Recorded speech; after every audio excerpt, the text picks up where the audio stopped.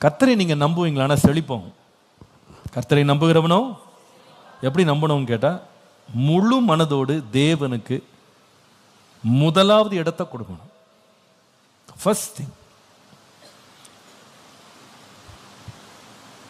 ஆதியாகமம் 14ஆம் அதிகாரம் 18-20 நீங்கள் வாசிப்பீர்களானால், உன்னதமான தேவனுடைய ஆசாரியனாக இருந்த சாலேமின் ராஜாவாகிய மெல்கிசேதேக்கு அப்பமும் திராட்சரசமும் கொண்டு வந்து அவனை ஆசீர்வதித்து, வானத்தையும் பூமியும் உடையவராகிய உன்னதமான தேவனுடைய ஆசீர்வாதம் ஆபிரகாமுக்கு உண்டாவதாக, உன் சத்துருக்களை உன் கையில் ஒப்பு கொடுத்த உன்னதமான தேவனுக்கு ஸ்தோத்திரம் என்று சொன்னான். அவனுக்கு ஆபிரகாம் எல்லாவற்றிலேயும் தசமபாகம் கொடுத்தான் என்று. சம்பவம் நமக்கு தெரியும். 8ஆம் 9ஆம் வசனத்தை வாசித்தால், அங்கே 4 ராஜாக்களுக்கு விரோதமாக 5 ராஜாக்கள் சண்டை போடுறாங்க. ஆனால் என்ன வேதனைன்னு கேட்டால், சண்டை போட போன 5 ராஜாக்கள் தோற்று போயிட்டாங்க. அதில் ராஜாக்கள் யாருன்னா சோதம் கொமோராவின் ராஜாக்கள் தோற்று போயிட்டாங்க. அவர்களுடைய அத்தனை உடைமைகளையும் வந்த சத்துருக்கள் எல்லாம் எடுத்துன்னு போயிட்டாங்க. லோத்துவையும் கொண்டு போயிட்டாங்க, அவங்க குடும்பத்தையும் கொண்டு போயிட்டாங்க. பயங்கர படுதோல்வி அந்த யுத்தத்தில் படுதோல்வி. அதில் தப்பி பிழைச்ச ஒருத்தன் ஆபிரகாம்கிட்ட வர்றான். வந்து சொல்கிறான், ஐயா, உன் சகோதரனையும் அவனுடைய குடும்பத்தையும் சத்துருக்கள் எல்லாம் கொள்ளையடிச்சு கூட்டு போயிட்டாங்க, ஒன்று கூட இல்லை, எல்லாத்தையும் எடுத்துன்னு போயிட்டாங்க.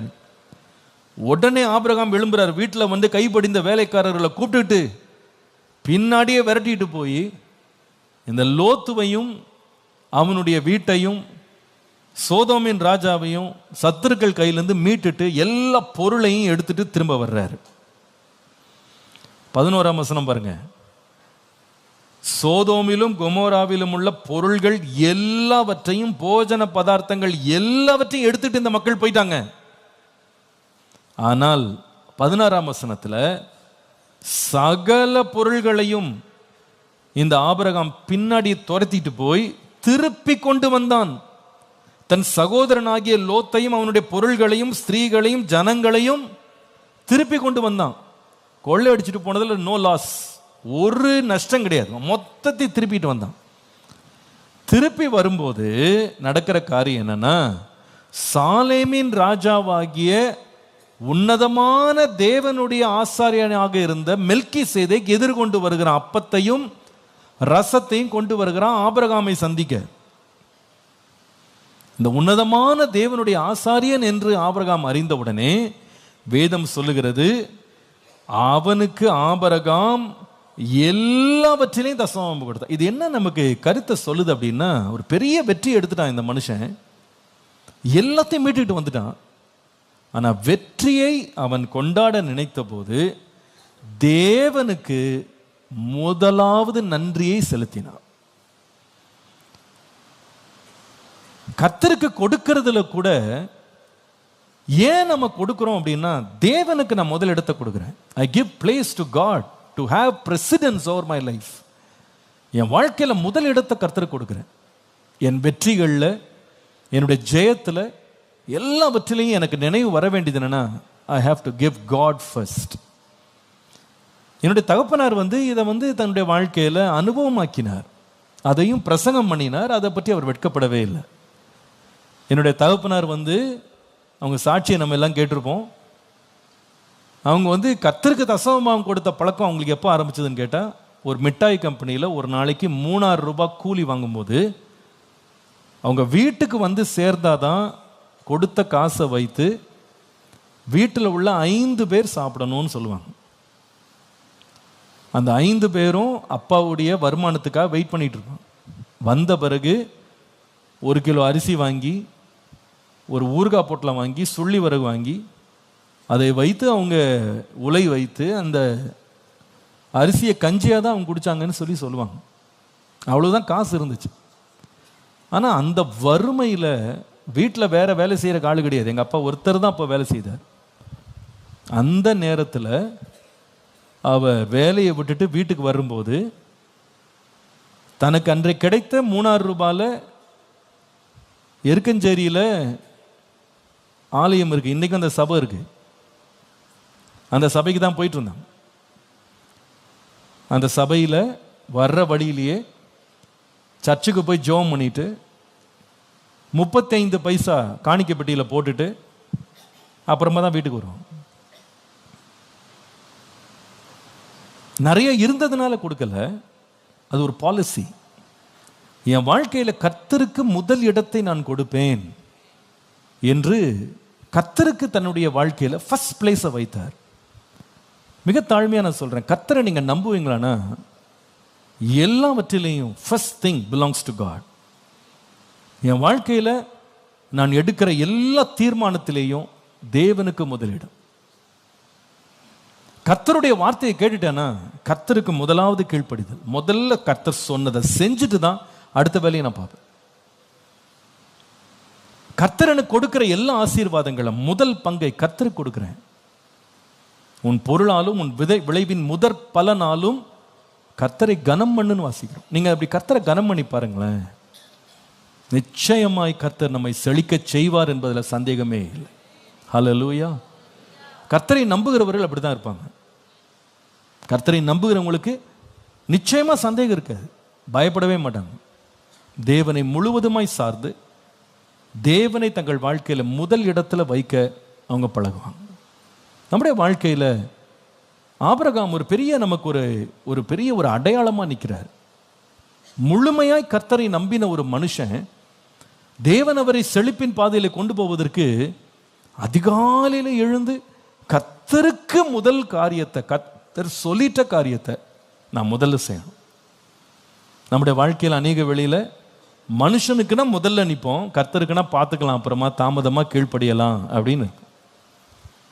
ஆனா என்ன எதிர்பார்ப்போம் அப்படின்னா, கர்த்தர் என்னை செழிக்க பண்ணணும் அப்படின்னு நினைப்போம். கர்த்தர் சொல்கிறார், என்னை கனம் பண்ணுகிறவனை நான் கனம் பண்ணுகிறேன், என்னை கனவீனம் பண்ணுகிறவன் கனவீனம் அடைவான். தேவனுக்கு எப்பவுமே முதல் இடம் கொடுக்கணும். ஏனென்றால் தேவன் எல்லாரிலும் மேலானவர். ஹல்லேலூயா. தேவனுக்கு நாம முதலிடம் கொடுக்கறதுனால தான் அவர் மேலே போறாருன்னு அர்த்தம் கிடையாது. அவர் ஏற்கனவே உன்னதத்தில் தான் இருக்கிறார். அவர் உன்னதமானவர், எல்லாரிலும் மேலானவர்னு ஒருவன் அங்கீகரிக்கிறான் பாருங்க, அதுதான் கர்த்தருக்கு பிரியம். அதை எவ்வளோ அங்கீகாரம் பண்றோமோ அவ்வளவுதான் தேவ தயவு நம்ம மேல வெளிப்படும். கர்த்தருக்கு கர்த்தருக்கு கர்த்தருக்கு ஃபர்ஸ்ட் நம்முடைய காரியங்கள்ல தேவனுக்கு முதலிடம் கொடுப்பது அவசியம்.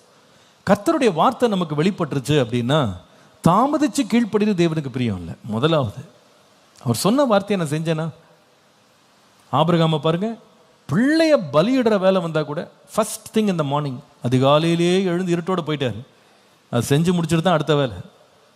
ஆகாரை அனுப்பிவிடு, அடிமை பையனை அனுப்பிவிடு, காலில் ஃபர்ஸ்ட் திங் இந்த மார்னிங் செஞ்சு முடிச்சுட்டு தான் மற்ற வேலை. ஏன்னா கர்த்தர் சொல்லிட்டார். ஹல்லேலூயா. கர்த்தர் சொல்லிட்டார், கர்த்தர் சொல்லிட்டார். Priority goes to God. தேவனுக்கு முதலிடம், தேவனுக்கு முதலிடம், தேவனுக்கு முதலிடம்.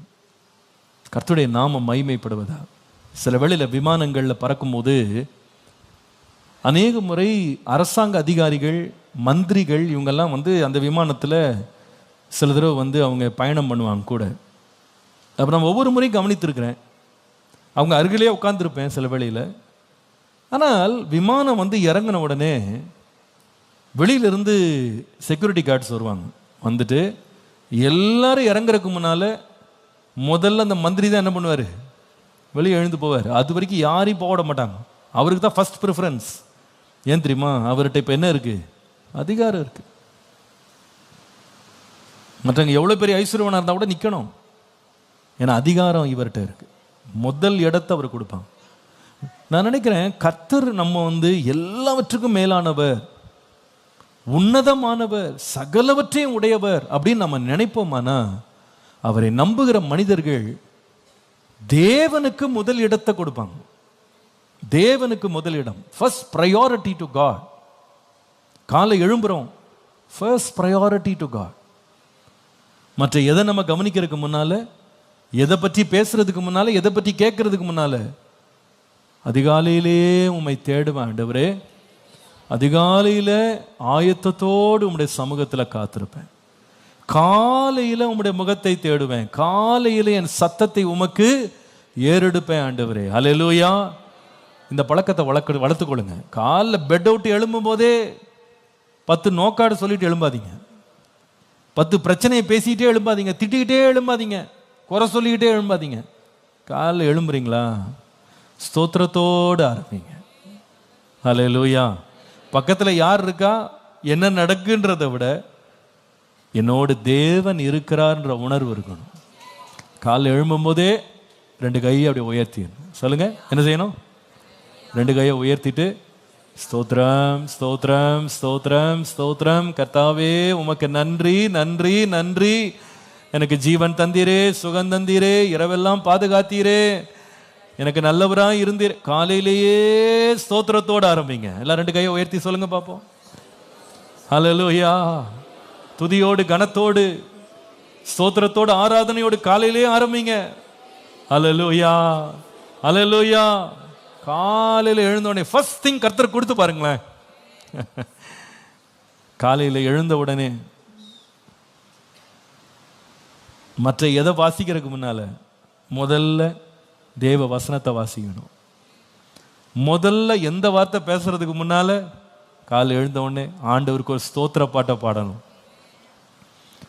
காலையில் எழுந்த உடனே முதல் காரியம் எனக்கு இது வேணும் அது வேணும்னு கேட்கறதுக்கு முன்னால கர்த்தர்கிட்ட விண்ணப்பங்களை ஏறெடுக்கணும். எத்தனை பேர் சந்தோஷம்? செஞ்சு பாருங்க. உங்க வாழ்க்கையில இன்டென்ஷனலா நீங்க கர்த்தருக்கு முதலிடத்தை கொடுத்து பாருங்க.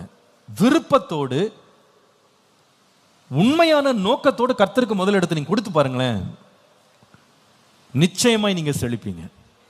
Really you will really really prosper.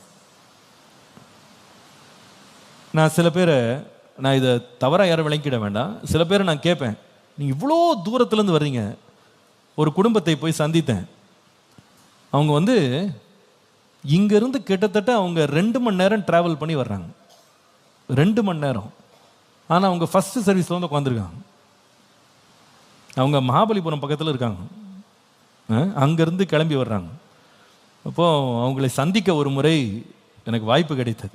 அவங்ககிட்ட கேட்டேன், நீங்கள் மகாபலிபுரம் பக்கத்துலேருந்து வர்றீங்க, நீங்கள் 5 மணி சர்வீஸ் எதுக்கு வரணும்? 7 மணி சர்வீஸ் இருக்குது, 9 மணி சர்வீஸ் இருக்குது, எதுக்கு இவ்வளோ சீக்கிரம் வரீங்க? எப்போ எழும்புவீங்கன்னு கேட்டேன். 2 மணிக்கு எழும்புவோம் பாஸ்டர். நாங்கள் 2 மணிக்கு எழும்புவோம். நாங்கள் 2 மணிக்கா?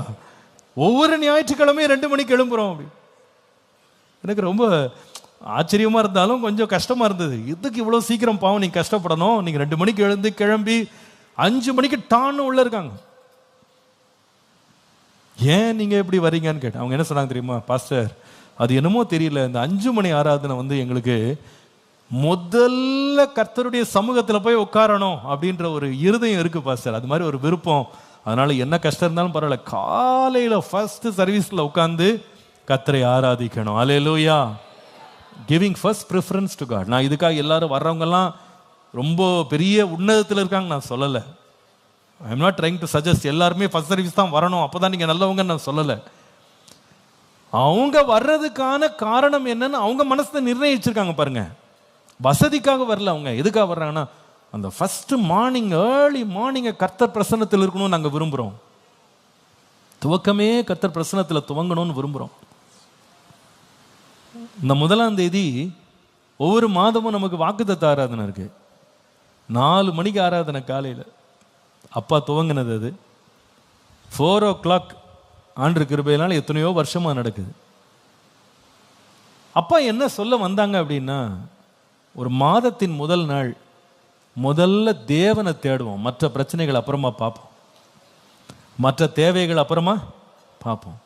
முதல் நாள் கர்த்தருடைய ஆலயத்தில் அவர் வாசலில் துதியோடு அவருடைய பிரகாரங்களில் புகழ்ச்சியோடு பிரவேசித்து கர்த்தருடைய நாமத்தை துதிப்பேன். நீங்க செஞ்சு பாருங்களேன். கர்த்தருக்கு உங்க வாழ்க்கையில இன்டென்ஷனலா நீங்களே கர்த்தர் உங்களை நடத்துகிறபடி முதல் இடத்தை கொடுத்து பாருங்க. The prime time to God, the first moments to God, கர்த்தருக்கு முதல் இடம் என்று கொடுத்து பாருங்க. நீங்க ஆண்டவர்கிட்ட கேளுங்க, ஆண்டவர் என் வாழ்க்கையில் எதெல்லாம் நான் முதல்ல உங்கள்கிட்ட கொடுக்கணும் அப்படின்னு கேளுங்க. கர்த்தர் உங்களோட பேசுவார். சில வேளையில நேரத்தை பற்றி பேசுவார். சில வேளையில நாம தேவனுக்கு கீழ்ப்படிய வேண்டிய சில காரியங்களை கர்த்தர் நம்மகிட்ட சொல்லுவார். இதுல நீ மற்றவங்களுடைய சத்தத்துக்கு செவி கொடுக்காத, நான் சொல்றதை செய்யணுவார். சரி ஆண்டவரே, நீங்கள் எதை சொல்கிறீங்களோ அதை முதல் நான் மரியாதை கொடுக்குறேன். நீங்கள் என்ன சொல்கிறீங்களோ அப்படியே செய்கிற ஆண்டவரே, கொடுத்து பாருங்க.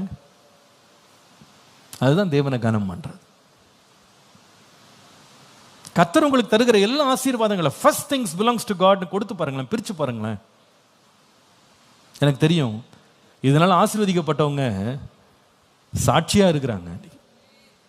நான் சொல்கிறது உண்மைன்றவங்களும் ராமேன்னு சொல்லுங்க பார்ப்போம். You try keeping God first. கர்த்தரை முதலிடத்தில் வச்சிங்கன்னா, என்னை கனம் பண்ணுகிறவனை நான், அவரை முதல்ல வச்சோன்னா கர்த்தர் நம்மளை முதல்ல தான் வைப்பார். Keep God first in everything. எல்லாவற்றிலையும் முதலிடம் கர்த்தருக்கு. பவுல் சொல்லுவார், ஆண்டவர் எனக்கு தம்மை வெளிப்படுத்த சித்தமாக இருந்தபோது நான் மாம்சத்தோடு ரத்தத்தோடு நான் ஆலோசனை பண்ணவே இல்லை. கர்த்தர் என்ன சொன்னார் அப்படியே செஞ்சுட்டு போனேன். I kept God first. கர்த்தரை முழுவதுமாக நம்புகிற மனுஷன் ஆபிரகாமை போல முதன்மையானதை, முதன்மையான இடத்தை மனப்பூர்வமாய் கர்த்தருக்கு கொடுப்பான்.